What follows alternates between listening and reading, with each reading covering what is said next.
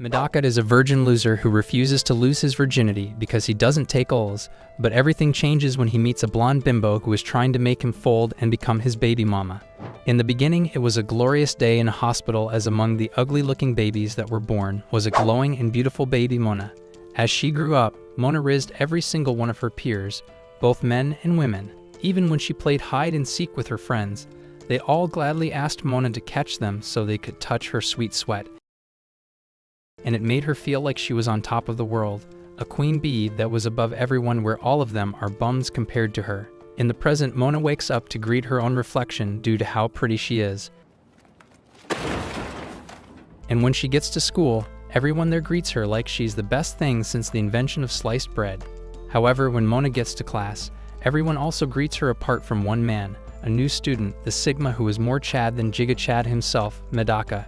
He greets her without glazing her like the others, and it frustrates Mona that this moron treats her differently from the others every day.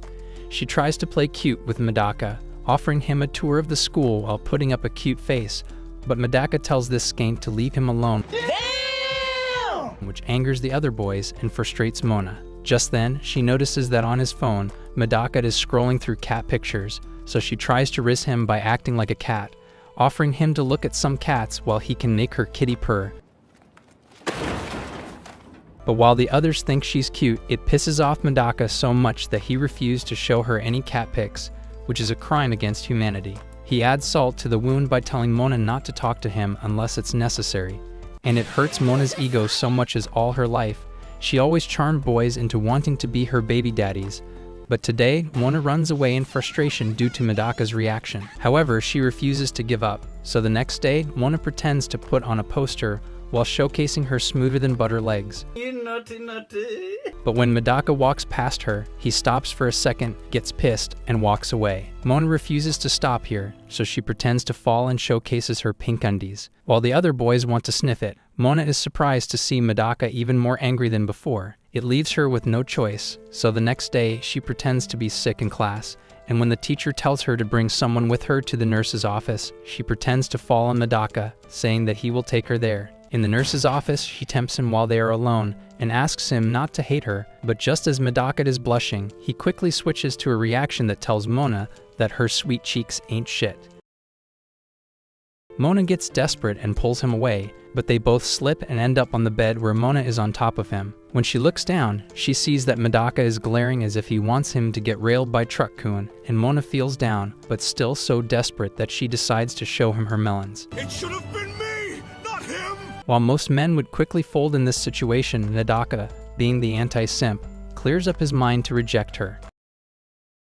Mona starts crying out of frustration and falls from the bed, but Medaka manages to catch her, which rizzes her up like how I rizzed your mum to gobble my glizzy last night. She quickly realizes how exposed she is, and Medaka gets flustered before putting his cold reaction back on. He leaves the room, but before going back to class, he tells Mona that she should only get her jugs jiggled by the person she likes, and here she is completely under Medaka's charm. Later, she goes back to class where everyone welcomes her back, but when she sits down next to Medaka, it's as if the situation has flipped, where Medaka keeps staring at her while Mona is unable to look him in the eye. It pisses her off that it makes her seem like she's in love with him, so she smashes her head on the table and promises that she will have his heart. Days later, Mona arrives at school where everyone glazes her like usual, but when she meets Medaka, he avoids her like she's an STD. Just then, two girls walk past Medaka, and one of them, Asahi, blushes when she sees him. Afterward, during gym class, Mona stretches provocatively to get Medaka's attention,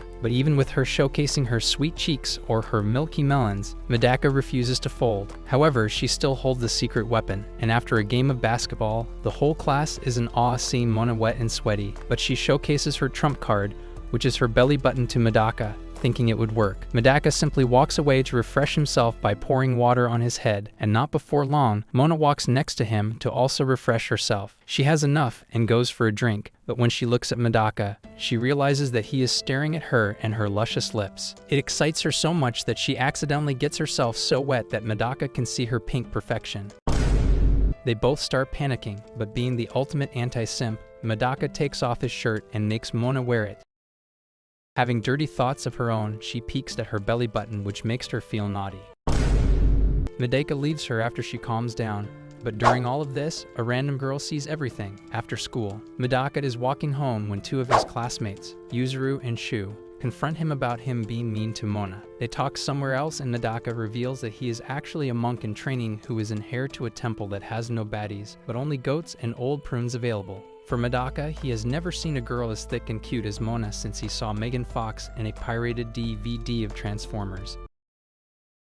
The boys suggest that Medaka be a little nicer to Mona, but Medaka knows that if he does, he will surely fall in love with her. He screams out in frustration and pushes away all of his impure thoughts before composing himself, realizing that this life he's enduring is a test for him to become a true monk. The next day, Mona returns Medaka his shirt back, and when she teases him about how he could still sniff the smell of her sweat on it, Medaka quickly looks away to prevent himself from folding. Seeing this, Mona, a queen bee baddie that every man would love to cream to, promises to herself that she will make Medaka fall for her. The next day, Mona wakes up like usual by greeting herself in the mirror like a narcissistic mug. Brother, And when she runs to school, she purposefully runs by swaying her jugs around and showcasing her cheeks to rizz up all the bum-ass NPCs and turning them into her simps. That's weird.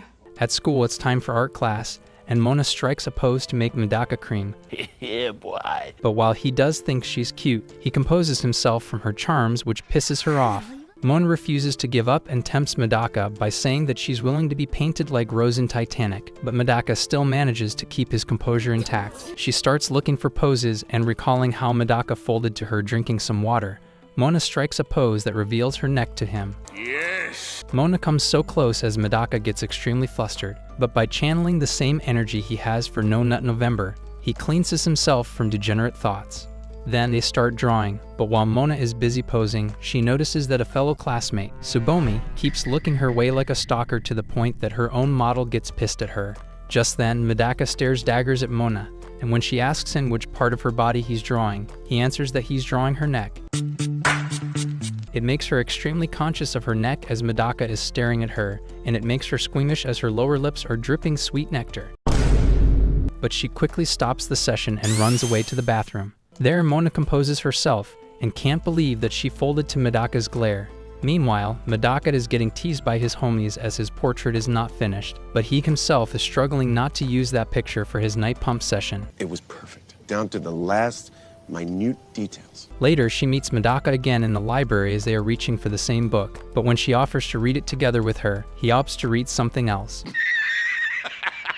not wanting to be with her due to her cuteness. Then, she manages to sit beside Medaka and reads the same book as him, while he struggles not to paint his pants white. Just then, she notices Tsubomi stalking her and wonders why she keeps staring at her. Suddenly, Mona comes to the realization that it might not be her that Tsubomi is stalking, but it's Medaka all along. She imagines that Medaka actually likes Tsubomi back and refuses to accept it as she has been the one pulling out the moves to get him to fold. Realizing she needs to do something, Mona reassesses her situation and sees that maybe Medaka likes the bookworm type, so Mona just does that. She sits in front of him, wearing glasses and tea in hand, and she speaks like she's Shakespeare. She manages to get a reaction from Medaka, so she raises the level by touching her leg with her feet, tempting to touch his third leg if he folds to her.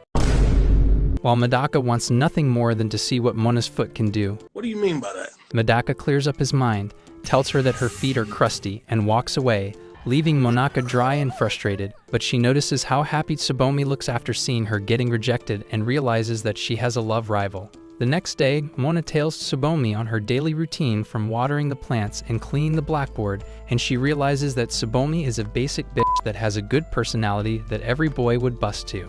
In the locker room, Mona gets more frustrated when she sees that Tsubomi is carrying melons that are not only bigger but juicier than hers. At that moment, some girls praise her jugs, but Tsubomi shows how modest she is to compliments, and it makes Mona run laps in frustration at how pure Tsubomi is. The next day, she concludes that Tsubomi is a nicer girl than her, and that if Medaka prefers a girl like her, then Mona is screwed. Just then, the ultimate simp, Shu, pose up to give Mona a book she asked for, and when she jokingly tells him she loves him, Shu leaves happy, ready to meet God. Mona realizes that what she just said to Shu, she has never said to Medaka, and here she has another plan of attack. Later on the rooftop, Medaka is being chilling when a handkerchief flies to him. He catches it and Mona pops up to get it back from him. She thanks him for being such a Chad and for catching her favorite handkerchief, and tells him what she told Shu. However, when she is about to tell him she loves him, Mona struggles to say it, and it confuses her on why she's folding in place. The wind starts blowing them, and while Mona is still struggling, Medaka is enjoying the view. Yeah, boy. She cuts short the conversation before running away, and she gets frustrated knowing that Tsubomi is getting closer to gobble Medaka's glizzy.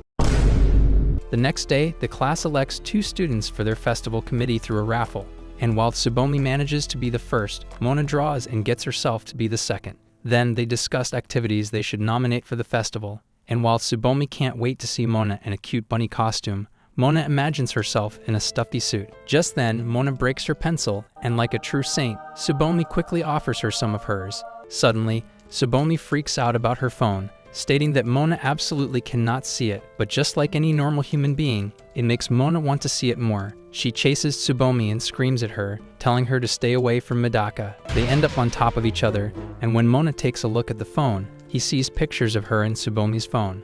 Tsubomi starts crying, asking Mona not to hate her, and reveals that she has been her biggest fan since the entrance ceremony. Mona realizes that Tsubomi isn't stalking Medaka, and she calms her down, saying that her creepy scissors desires don't bother her. What? However, Mona realizes she spouted out Medaka's name during the chase and tries to cover it up, but it's too late for her as Tsubomi now knows that she has a thing for Medaka and actually encourages Mona to go get her shit clapped by Medaka's ding-a-ling. Comment, the Sigma Chad anti-simp, if you want a part 3, and if you like anime recaps like this, then watch this video right here.